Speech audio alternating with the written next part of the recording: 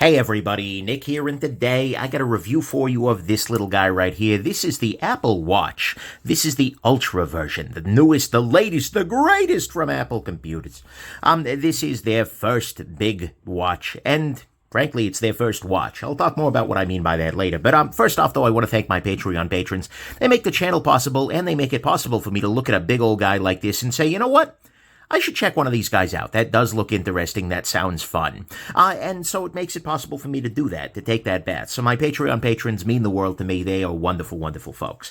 Next thing, let's do some size measurement. This is a big watch, right? We'll measure this guy side to side. We're looking at around 44 millimeters side to side. Lug to lug, which is the most important thing for people of smaller wrist, around 55 millimeters. Thickness on it is around 14.5 millimeters. Thereabouts, depending on what part of the internal bezel dude you get on the back there, because that kind of protrudes on out there. And the size of the face, depending on the face, of course, but we're in the vicinity of 27, 28 millimeters, so pretty big and legible. So that's a nice thing. And I got to say, on the size front, this is big, right? It wears a little smaller than I'd feared, but even for me here, this is 100%. Come on, Siri, I don't need to talk to you at the moment. This guy feels a little bit like I stole Daddy's watch and I'm wearing it to school on my 6.25-inch wrist. This is a big watch right here. It's not completely unmanageable, but oh boy. Next thing, the reason I'm reviewing this and the way that I'm reviewing this is as a watch person, right? I'm into watches. It is one of my biggest flaws, and it is something that, I've talked a lot about on the channel, and my question is not coming at this from a tech blogger perspective, but coming at this from a watch person. Like, does this finally fix the issues that stop the other Apple Watches from being a good watch, right? And is this the Apple Watch that will finally be a great tool? I don't know. We'll find out. But anyways, this is, I'm not going into every feature or every app. I'm going to focus on my own use cases, and I didn't test the cellular because honestly, it doesn't matter. I'm always with my phone, so I didn't even bother activating that. No, I'm not throwing away $10 a month to get bad cell service to this too, right? That's a whole situation. This is the Ultra version, though. This is a big boy, and it is expensive. You're looking at $800 here, made of titanium on the side there, plus the money for Apple Care, plus the Milanese loop, plus the freaking the Alpine strap or a trail loop, etc. This is a very pricey thing as configured right here.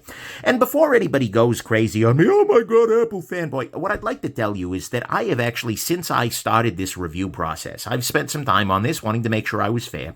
I have switched. I've switched to Android. I switched to a Linux computer. I've moved away from Apple products broadly. They have become the very thing that I used to use an Apple computer to avoid, and I'm done with them, right? So this review, though, is based on my experience, and it was about a month and change of experience before doing so, but that means you really can't scream fanboy at me, right? I feel many things about Apple, but fan is not a term I would use these days.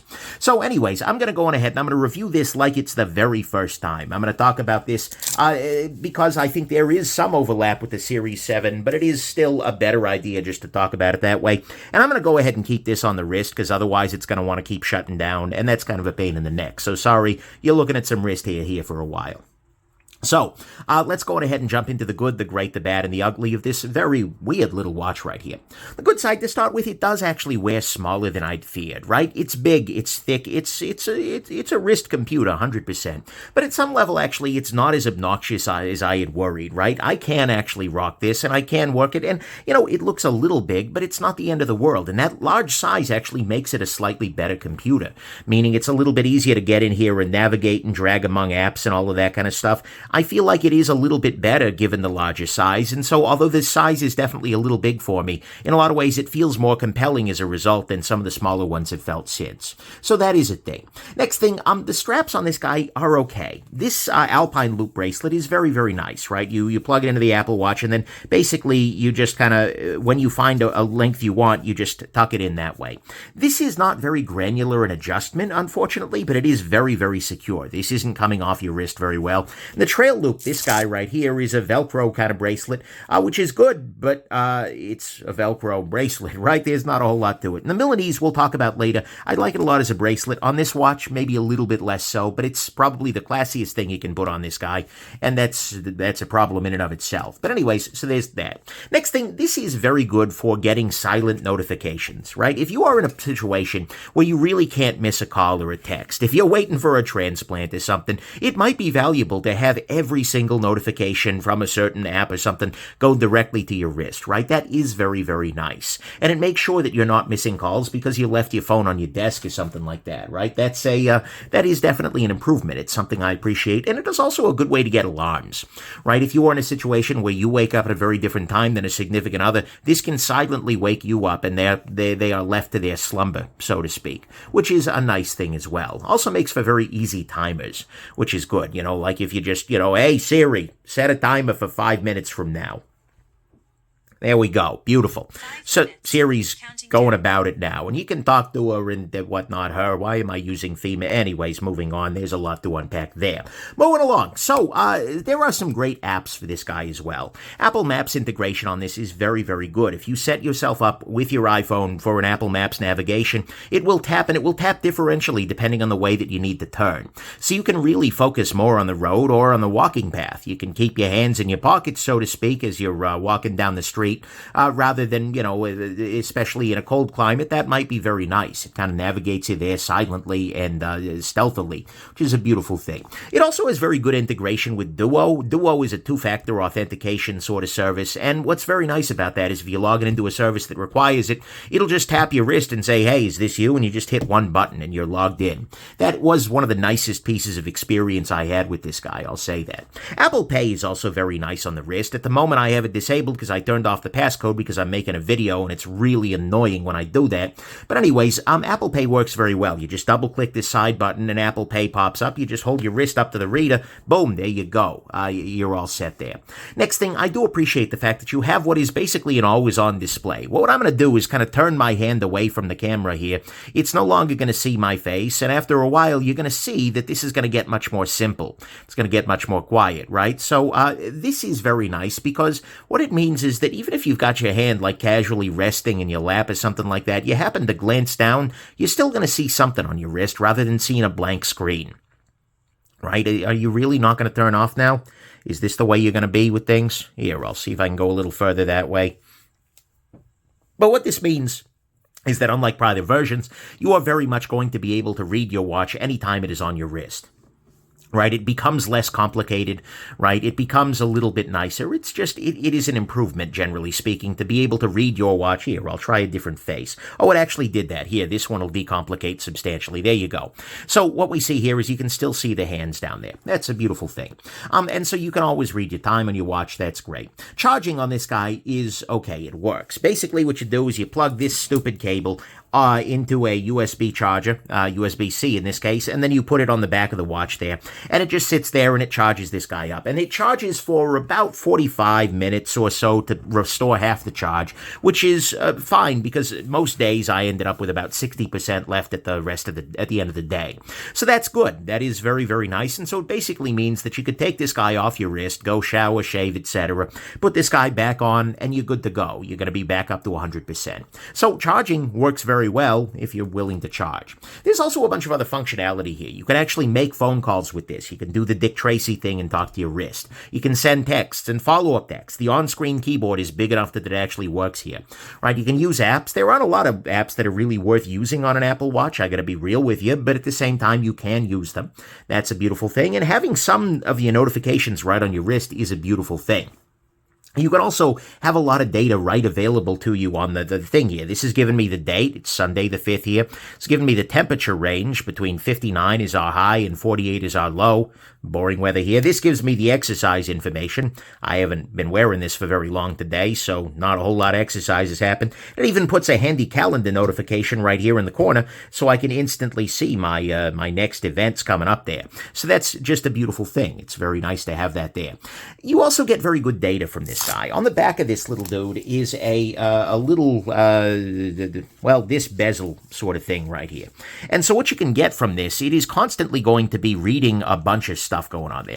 All right, sorry, I got notifications, everything exploded. Anyways, what I was saying is this gives you a lot of good data. It's got the little data thing on the back there. It's collecting things like your sleep pattern, if you set it to sleep mode, your EKG. You can actually make it measure your heart rate, which is kind of cool, and it can get, detailed information about that. You can get pulse oximetry, which tells you the exact amount of oxygen in your blood at a given moment. This is not particularly handy in a daily life sort of situation, but if I go on ahead and do this, what we're going to see is that, Yeah, well, hold as still as I can here.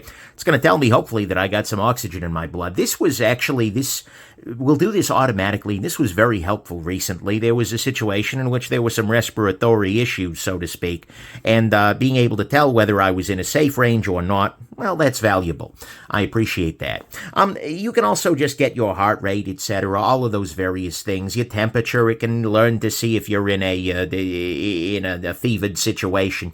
Where it checks on your exercise, looks at your fitness. It even measures the noise level in the area here. And right now, because it's relatively close to my relatively loud voice, it's reading a higher level than is reasonable. But nonetheless, it's good to be able to see because loud noise is very deleterious to your hearing and whatnot. But it gives you a lot of interesting data about your health and otherwise, and that's a beautiful thing. And I'm just scrolling through various watch faces that have all of that on there. So having that data can be very useful. It is also a water-resistant watch. This has a 100-meter rating for water resistance, which means you basically don't have to worry about water for the first time in the Apple Watch's history. That's a wonderful thing. And it automatically turns on water resist mode. It detects water and it turns off the screen so you can no longer touch screen. But that's great. And I wore this while actually, swimming in the Pacific freaking Ocean. In fact, getting my butt kicked by some waves there, and it was perfectly fine. It worked great. Oh, hey, timer. There we go. So we can see here, I'm getting a silent timer. It is silent. There you go. Full disclosure, I reset the timer because it went off during the... Oy, oy, oy. Anyways, reviewing these things is a pain in the neck relative to every other watch. But it's got good water resistance, and it has been absolutely great in that domain. No false entries, none of that. Inputs, that is. So it also has ultra features. In the ultra features, you do get the temperature reading, which is great. You also get a siren. If I hold this down, I have access to turn on a little, very loud siren. I'm not gonna because it's unpleasant. To show medical ID information, to make an emergency call. This is designed for people who are out in the backcountry doing, they're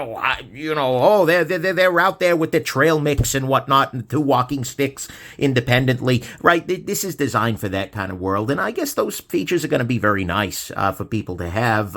In practice, in my life, they did no good, but it's a thing. And then you also have this extra button on the side that you can use as a shortcut, right? In this case, I've got it to start a stopwatch, etc.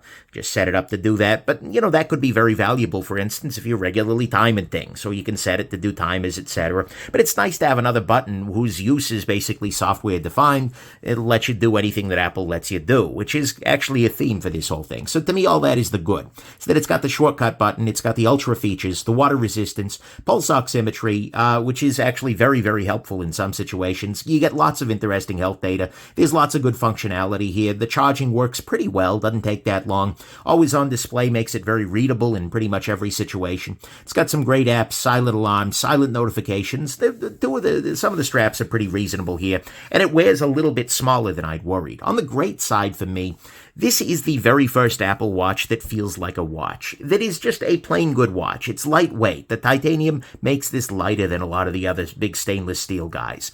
The big screen makes it function more like something you would actually want to use to scroll through information, etc. The flat screen is actually a little bit nicer as well. Just makes it a little bit more legible, a little easier to use. The durability on it is very nice with the titanium bezels all around the screen, which makes it a little bit easier. The brightness is very solid. It's very readable in pretty much everything. The battery is basically all day with an entire half of a day extra margin on there, which is a beautiful thing. The water resistance is now strong and automatic, which is very, very nice. And every problem that made the prior generations impractical is now not really a problem. And that's great. I love that. I very much appreciate that. And so in a lot of ways, this is no longer just like the prior ones were workable watches. Right? They were watches that did okay. This is a watch that is good. This is a good watch. It is solid. It absolutely works. I like that very, very much. And this, as a result, is a watch that I would actually want to use on a regular basis if I were continuing to go with the Apple direction, rather than some of the other ones where it was just like, okay, this is really annoying.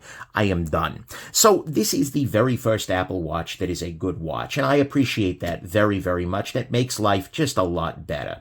So, to me, that's what's great here, is this is the first Apple Watch that is actually a good watch, and is actually something that could substitute for an actual timepiece on the wrist every day, without a whole lot of compromise.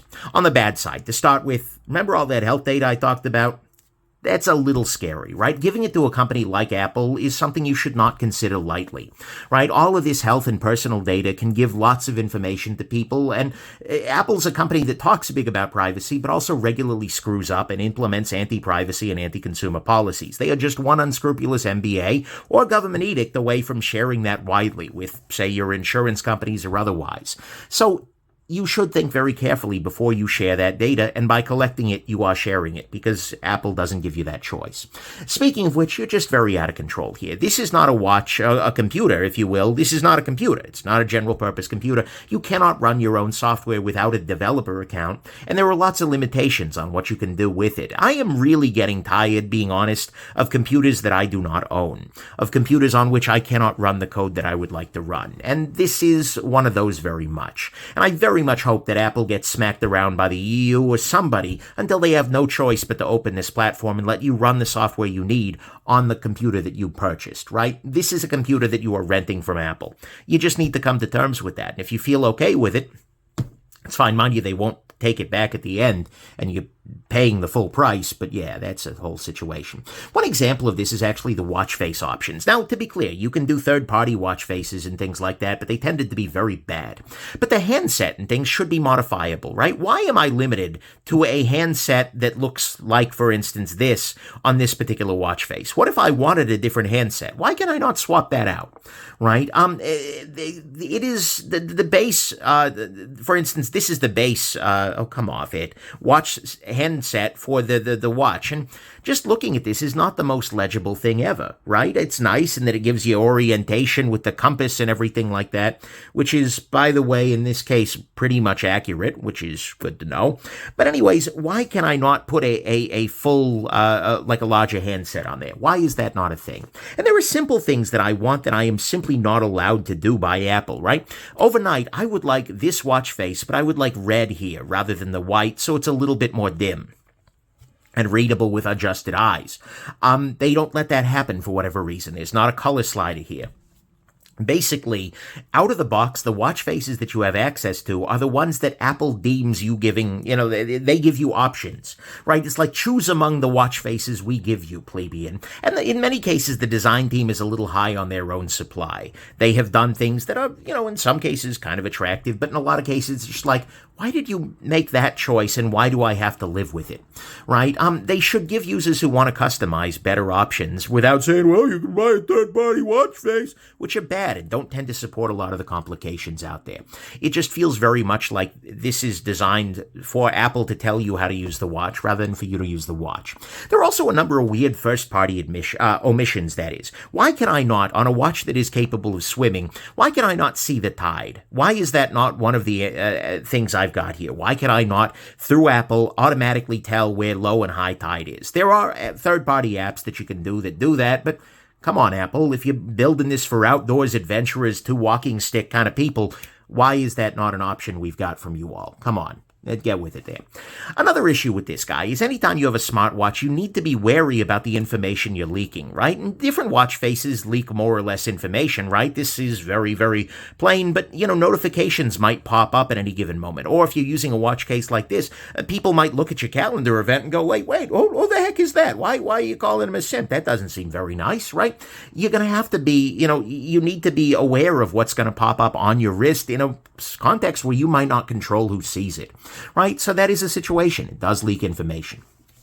Next thing, Alpine Loop bracelet here, and I'll go ahead and I'll show you the quick release on the bracelets here. If you're seeing a little green light in the back of the watch, that's the pulse oximetry doing its thing. The swapping of the bracelets actually is very straightforward, by the way. All you need to do is just, let's see here, this direction, I believe. You just pop it in like so, I think I screwed, no, I didn't screw it up. That's good.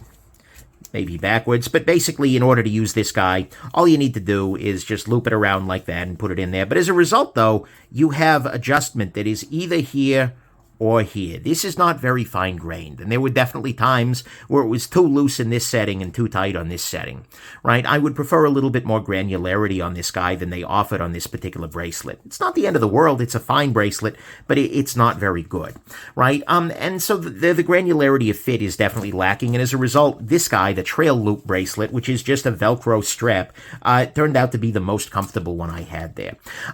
The one other issue with this watch is that it doesn't dress up well at all, right? Despite being able to put on watch faces that are very attractive, they just don't sell a watch strap for it that is enjoyable to wear and looks formal, looks fancy, right? You can put on a Milanese loop strap, but the problem with that is it doesn't match, right? The metal here is a different metal, fundamentally. It looks okay, but it doesn't look good. And so it feels very odd to me that on this fancy Halo product, they don't have a way to dress it up, to make it look a little bit nicer, right? And especially with these orange accents here, as well as here, it ends up looking less classy all the time, right? It's ugly and it's more tech than it is jewelry, and that's fine for many people, but it's frustrating, I imagine, for some. I'm really just frustrated that they don't offer a more premium looking bracelet option for this, right? The Link bracelet doesn't work at all. Like if they'd made one of those in titanium and improved it in the process, that'd be great. Or even offer a blasted Milanese loop that would fit just a little bit better, right? But they didn't do it. And it's a little frustrating to me that you don't have that option at all. Next thing, this is really expensive, right? You're looking at $800 plus Apple Care plus bracelets. This is pricey, right? It is still cheap by watch standards. I mean, compared to actual watches, this thing is not expensive, but oh my God, is this thing pricey, right? And watches have lifespans that are measured in decades. This has a lifespan that's measured in years, right? And so that's a thing you have to worry about. Next thing, speaking of the notifications in many ways are great, but they also can be very, very frustrating. And by the way, look again at this mismatch there. That's not great, right? But the notifications are very frustrating if you have not very carefully controlled the notifications that you let happen in your life, right? Because, for instance, if you have a random app that wants to send you marketing, hey, have you seen our latest product? It's amazing. If you keep getting those kinds of notifications, they will ring directly to your wrist and they will distract you from whatever you were doing. So as a result, if you are not used to notifications, or if you are not very, very careful about shutting them down, this will bother you. And so you have to be very careful. You need to say outright, like, apps cannot notify me. When they say ask for permission for notifications, the answer is no unless you have a reason for them to say yes. That's generally the best policy in my estimation, but you end up also having to muzzle good apps that send meaningful notifications, but then it's also like, hey, we have a special going on this weekend. It's like, screw you, you're muzzled, you're done, right? And you have to be wary of developing notification hypervigilance after a while, right? After a while, it's like, oh God, what happened on my wrist? It can become a thing. And the Apple Watch itself sends a bunch of unnecessary crap, like, hey, stand up. Well, thank you. I'd love to, but I'm working. Sorry about that. Take a mindful moment. Really? You freaking hippie on my wrist? We're good. There's still time to reach your exercise goals. Dude, it's 10 o'clock. I'm in bed. There is not. I have lost. All of these things, or even worse, you just completed your exercise goals. I don't need a notification for that. Thank you. I'm done. We're good. Have a good day. But see, you just have to be very careful about that, or you're going to get a bunch of notifications you don't want. Next thing, the charge cable on this, I freaking hate. And the reason I hate it is because it is needlessly proprietary. So I understand that they can't necessarily just slap a USB port on this for reasons of, well, it being Apple, and they're not going to do that. And they might be waterproofing issues, etc. But in order to charge this thing, you need to use exactly this cable. This is an expensive cable from Apple. It does come with the device, which is good. It has a nice braided, outer thing. But you need to plug this guy into a USB-C charger, and then you need to plug this guy onto the back of the thing, and it sticks there, right? It's magnetic, right? And it actually has a little force to it. But this is a needless proprietary thing. Like, why does this not just charge with the same MagSafe adapter that works for your phone, right? Why does that not work? Or why not use the Qi wireless standard that everybody else is? So you just set it down on a wireless pad and it charges that way. That would be better. That would make sense, right? Why is there no USB-C port here? Why not just put that on the side of the puck here? That would just be better. That way you don't have to carry an extra cable. You just carry this little dude, right? That would be, again, also better, right? It's just like, why are you selling this as a crazy, adventurous explorer watch and then requiring somebody to carry this needlessly long external charging cable that they can't replace without talking to Apple, right? That's really, really dumb. This should be using some kind of a basic cable, or at the very least, some kind of an adapter that threads onto a basic cable, so all you are carrying when you're ultralight backpacking is this little thing rather than this entire sort of situation. Which, speaking of which, the Ultra features, the two walking stick REI guy features, and by the way, I'm guilty of that. I'm a stereotype here. I'm okay with that. But it doesn't make any freaking sense, because who is going into the backcountry with a watch that has 36 hours battery life? Tell me. Oh, I'll bring a solar charger. Really? Are you gonna? Is that the way this is gonna be? Like, is this really a durable companion for diving in the ocean? Probably not, right? In a lot of ways, the Ultra feature set, all of this, siren, compass backtrack, that way I get, like, this is a conceit. It is like selling a car with leather seats and a snorkel for going into water, right? Or a mass market dive watch with a helium escape valve. Just saying, I'm guilty of this one too. But this is their best watch ever, but the fancy outdoor stuff is aspirational marketing. They are selling this predominantly to people who think that they could go backpacking, but really aren't going to. And that's fine, it doesn't really matter, but look at it and go like, okay, I see what you're doing here, Apple, but that's not me, and you need to be okay with that, right? It is just aspirational marketing, and I always find that a little bit annoying, especially when they could have done a lot of extra things with that space, right? Do I really need a compass backtrack? I don't know, whatever, it's not the end of the world. One thing that is really frustrating is that this is a walled garden product, meaning that now that I have left Apple behind, now that I no longer use an iPhone as my daily phone, this no longer works. I switched to an Android phone, and there is no app that would let this work. Apple has made the conscious choice that unless you use an iPhone, you cannot have an iWatch. And that makes sense, or an Apple Watch, that is. It makes sense for them from market segmentation, right? And that's their solution to pretty much everything they screw up on the iPhone with interoperability with other devices. Well, if you buy a Mac, you won't have this problem. Oh, if you only text people with an iPhone. But still, that's just narcissism. Like, guys, come on. There are people who live outside of your walled garden. You either need to be kind to them, or, well, ideally, you need to be forced to open up the garden. That's beside the point. But anyways, this is a walled garden sort of device, and now that I've switched to Android, this is useless to me. This is not a device that works anymore. Unless I bring an iPhone 2, which is extra dumb, or unless I don't want any notifications or anything like that. So, to me, all that is the bad, is that it is a walled garden device, and it only works with Apple's ecosystem. The Ultra features don't make any sense. It uses a proprietary charging cable for no damn good reason. You have to be very proactive about your notifications, or your watch is going to annoy you to death. It is expensive. None of the bracelets work quite perfectly. And by the way, $100 for a Velcro bracelet feels real bad, right? The orange accent stopped this from dressing up. The Milanese doesn't really work either. The Alpine Loop is too quantized. It's got weird omissions with like Tide apps and things like that. The watch face options are very like, we will tell you what your watch looks like. You're very much out of control of the software, and you got to think twice before giving Apple data at this point in time. On the ugly front, this is going to be e-waste in a couple of years. Let's just be real here. Apple is a company that is very actively fighting right to repair, right? And the battery in this watch will die. It will lower in capacity until you get to the point where, well, it's no longer going to work as a watch.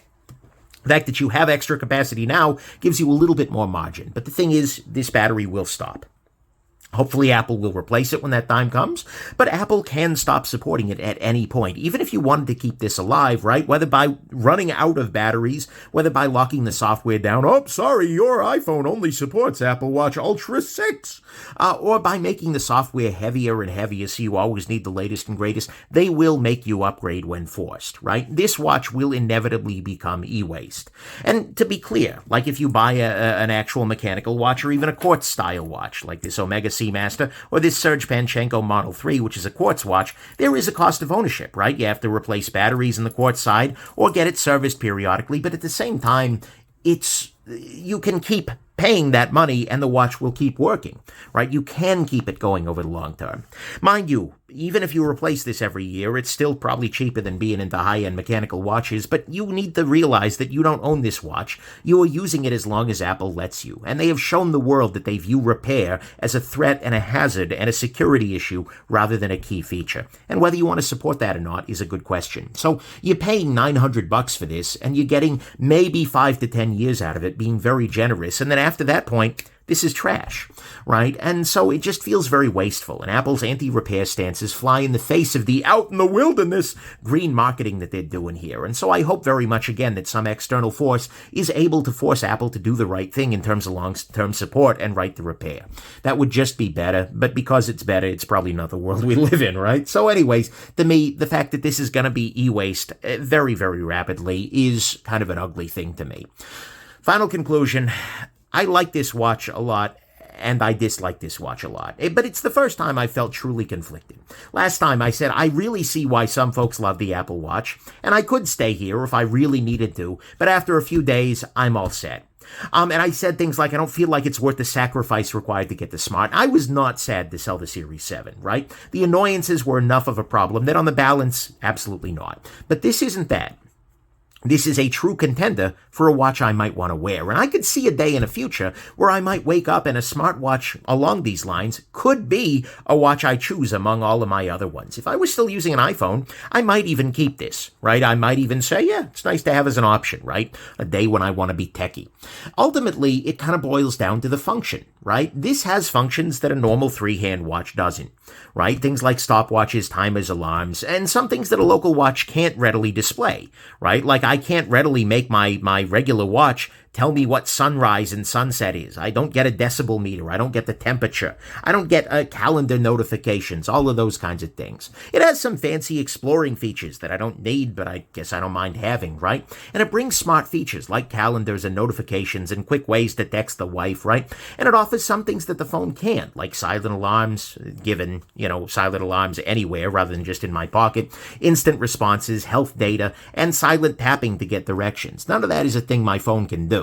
And this version is just better at being a computer than any of the prior ones, which is a beautiful thing. And it means that in a few situations, actually, using my phone is not always the fastest solution. I could just take up the Apple Watch and do the thing, right? But not unfortunately, but for the first time, this is good enough at being a watch that the punch bowl of functionality it offers doesn't have a big old turd floating in it, right? This is a great watch, and it happens to be a smartwatch. Unfortunately, though, it's not sticking around. There are a few reasons for that. Partly, I just haven't found the bracelet I love for it, right? The Milanese is good, but it doesn't match. And this is just heavy enough that if I do erratic movement of my wrist, which, as you all have seen on the channel, I am inclined to do, it will loosen a little bit disconcertingly. Same thing with the leather Milanese thing. The Link bracelet is both ridiculously expensive, and it doesn't match this, and it doesn't have quick adjustment. It's a cool idea, but no. The Alpine strap needs more adjustability, and frankly, it just doesn't work with a lot of my other clothing, right? This is perfectly good for the outdoors, but it may not be that attractive. And I'm going to a Velcro strap here, which is reasonable, but feels very down market. And $100? No, I'm sorry, no. It is also still inconvenient to worry about charging this guy when every other watch that I own either charges itself using sunlight or is good to go after 10 seconds of winding, or has a battery at 10 seconds of winding. I've done 20 minutes of winding, though, so it must be good to go now. Or it uses a battery that's like, takes 3 years for the battery to go down. I can do that every so often, right? But anyways, the charging thing is just kind of like damn it, that's right. I got to do that now, right? And that is okay, and it's better here than ever, right? You can skip a day and be fine, but it is still a frustration. Moreover, Apple's decided that now that I don't use an iPhone, they're done with me, and so I couldn't use this even if I wanted to, and you only get to run the software they let you, the watch faces they let you, so this is going to have to move along for me anyways. And then there's the waste factor, and then there's just the smartwatch's biggest problem, right? And that's the thing I keep coming back to every time I wear a smartwatch is, dude, I have a phone. And particularly when the phone is smarter, and in the case of other brands of phone, much more open and capable than even your iPhones are, then this is doesn't make that much sense, right? Doing something on the watch rather than taking out your phone is reasonable only for a few specific tasks. And so a smartwatch is great for notifications. It's great for collecting health data, but particularly when it is this locked down, it really doesn't and it cannot replace the phone that's already in your pocket in order to use this. And at that point in time, if you already need to carry a phone, then why not replace this with something a little bit more fashionable and interesting and something that will last you a long time, given the amount of time you're spending here. So this is kind of a mixed bag, right? So ultimately, I do think this is Apple's first real watch. This is the first time an Apple Watch has been such that the downsides are not far outweighing the benefits, right? It's the first time it feels like a robust, reliable, and usable daily tool. And for a bunch of people, this may be their only watch, and they'll probably be quite happy with that state of affairs, right? This is a very good watch. See, Apple? No, it's not time to stand. I'm in the middle of a freaking review, but thank you very much. I appreciate it. Nonetheless, for many people, this might be their only watch, and they might be very happy with the state of affairs in that situation. But for me, the lack of strap options, the charging frustration, the artificial lockdown, e-waste factor, and the fact that I already carry a better and more open computer means that the Apple Watch Ultra is ultimately not going to stick around. So anyways, there you go. Hope this has been interesting to you, and have yourselves an absolutely wonderful rest of your day. Bye now.